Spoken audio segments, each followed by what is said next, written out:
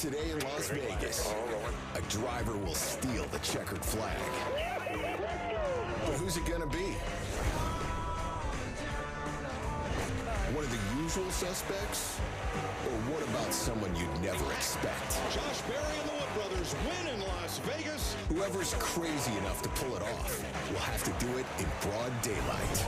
So keep your eyes peeled, because every move sets up the grand finale.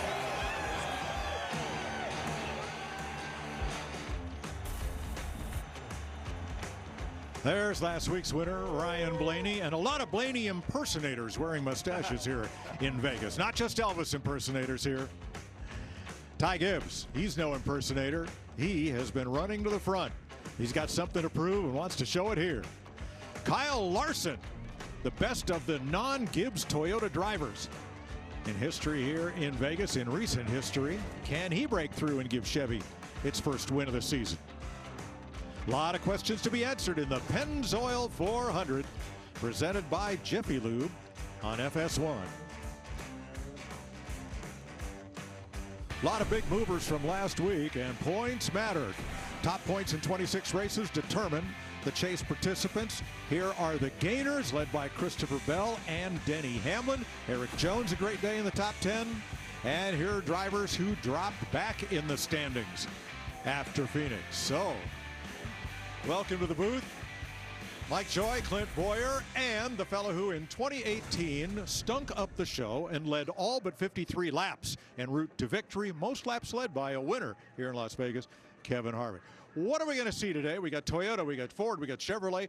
Two of them have broken through, one is not. Mike, let's start with the first one, Toyota. I think you're going to be seeing a lot of Toyotas today, but we all know NASCAR. Anything can happen, a late restart or anything can throw this race for a loop, but I truly believe today is Toyota's race to lose. But I don't think it's going to be Michael Jordan in victory lane. I think it's going to be Coach Gibbs with either 11 or the 20 car, Kev. Well, the one thing I'm looking forward to today is to seeing what these Chevrolets can do, and most certainly Kyle Larson. We know how good Kyle Larson has been here and the things that he's been able to accomplish. He did it yesterday in the O'Reilly race. So I want to see where this Chevrolet is at, and I think that Kyle Larson is a good judge of that because of how well he's run here in the past. All right, now one of the Fords. Blaney broke through last week. Well, if anybody can do it in a Ford, it's going to be Blaney. I think he's still the man to beat, leading the charge with the Ford camp. Always a threat to win anytime he's on the racetrack. He can maneuver around better than anybody up through the field. You have to go where they're not, and nobody does that better than Ryan Blaney. Well, we know Penske Racing, they can grind it out and figure out how to get decent finishes, but I believe this is the Ford's biggest struggle. This is a racetrack where their front end doesn't turn very good. They're not as good in traffic as the other two makes, so they're going to have to be spectacular in order to keep up with the Chevrolet and the Toyota. Watch for drivers coming up from the back of the pack. Joey Logano starting deep. The Spire drivers had trouble in qualifying, but they showed speed in practice, so could be an interesting show. This track is so different. Turns 3 and 4 very smooth. Turns 1 and 2 though, whoa, what a ride. Yeah, you've got to be comfortable because the bumps are so bad in 1 and 2. So you've got to keep that car to where it'll ride the bumps good, still turn, but not, it has to be real comfortable. And remember that wind, quite a bit windier today than it was yesterday. All right, the leader of a band that was formed in 1993 in Bakersfield is about to give the command. Las Vegas Motor Speedway, here to say the most famous words in motorsports. Please welcome Korn frontman and global rock icon who will be headlining Sick New World on April 25th in Las Vegas, Jonathan Davis. Drivers, are you ready? Then start your engine!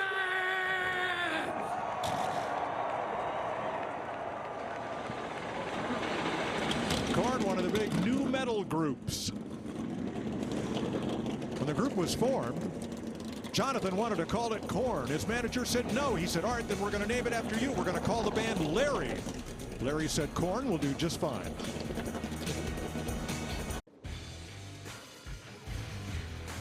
Welcome back to Las Vegas. There is the world-famous Strip.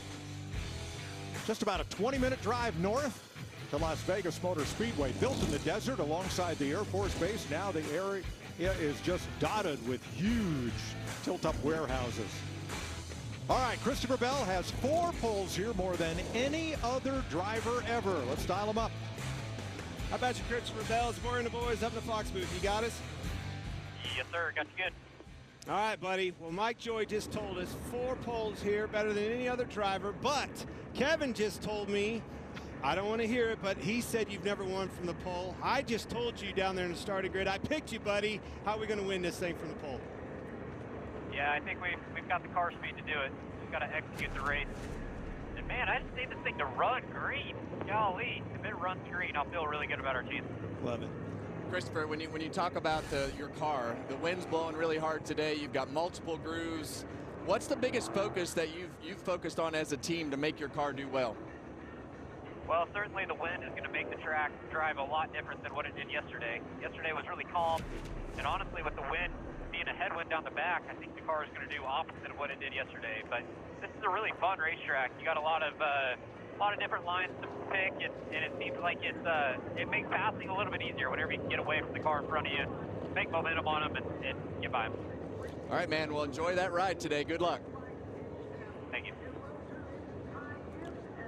Let's have a look at our starting lineup. Christopher Bell on the pole with a record 4th Las Vegas pole. And Denny Hamlin, who won the pole and the race here last fall. Toyota front 4. Ty Gibbs and Bubba Wallace, each of whom has their best Las Vegas start ever. Here's Jamie Little. Well, Mike, there has only been one first-time winner in 36 races here at Las Vegas Motor Speedway. So who will be next? Well, the way they've been running the last 2 weeks and yesterday in qualifying, all signs point to young Ty Gibbs. I talked to the team this morning. They are pumped up. They said it's not a matter of if, but when they get that first career victory. And you mentioned it, qualified 3rd, his best effort here and on the season. All right, row number 3, 3-time Las Vegas winner Kyle Larson, and the fastest Ford in practice and qualifying, Ryan Blaney. Row number 4 is owned by Tyler Reddick. 3 wins so far in 2026, and Ryan Preece on his outside. Row number 5, a Chevy and a Ford. William Byron, who won this race in 2023. And Chris Buescher has been in the top dozen the last 3 races here. Here's Regan Smith. Well, Mike, it's odd to be 5 races into the season and not talking about a Chevrolet win or, in particular, a Hendrick Motorsports win. But the 1.5 mile track at Las Vegas may be just what the doctor ordered. 11 wins for Hendrick Motorsports on the 1.5 miles in the next-gen era. 6 of those coming from Kyle Larson and 2 of them each coming from Chase Elliott as well as William Byron. I spoke to crew chief Alan Gustafson this morning, and he said we feel like we are getting a good balance as to what's going to happen with this Chevrolet nose and what to expect today. Keep an eye out for them, and also keep an eye out for Justin Allgaier filling in for Alex Bowman. Thanks, Regan. That's your top 10. The rest of the lineup will be on our scoring pylon, and 5 drivers will go to the rear for 2-time fails in inspection. Now let's take a closer look at downforce and diffusers with crew chief Larry McReynolds.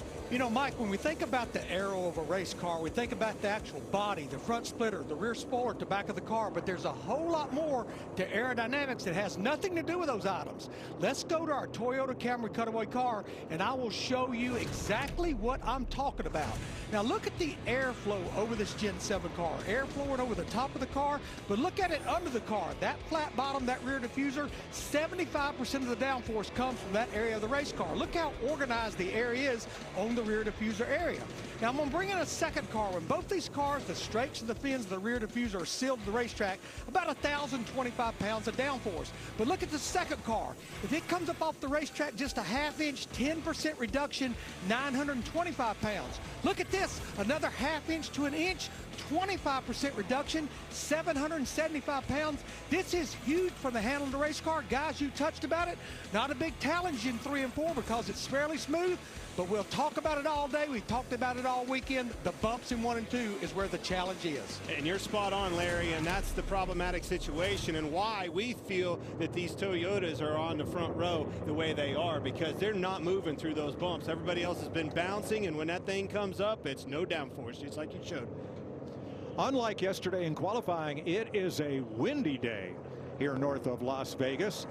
15 to 25 miles per hour. That looks like about 20 to 25 there with that flag out straight.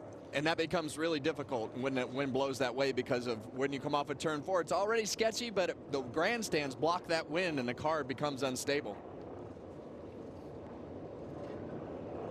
Today's race, 267 laps, stages of 80, 85, and 102 laps. The fuel window, 60 to 64. What do the drivers think about racing Las Vegas? I think Las Vegas is a really good track for cup cars. You can move all around, you can run different lanes, get a little bit of a draft down the straightaways. 1 and 2 is really bumpy, which gives it a lot of character for us. 3 and 4 always seems to widen out. We've got 2 corners that are very different from each other, and you can run all the way from the white line on the bottom to the wall on both sides. So it's turned into one of the best intermediate NASCAR tracks that we've got. That, along with the atmosphere of the neon garage and the city lights not too far away, it's been one of the best venues we go to. Thoughts of a couple of past winners about racing Las Vegas? It is a great track from a driver's perspective, because you have options from the white line all the way to the wall, and in these cars you can't follow directly behind somebody, so you've got to be able to be versatile and move around that racetrack. Oh, how quick does it happen, old buddy?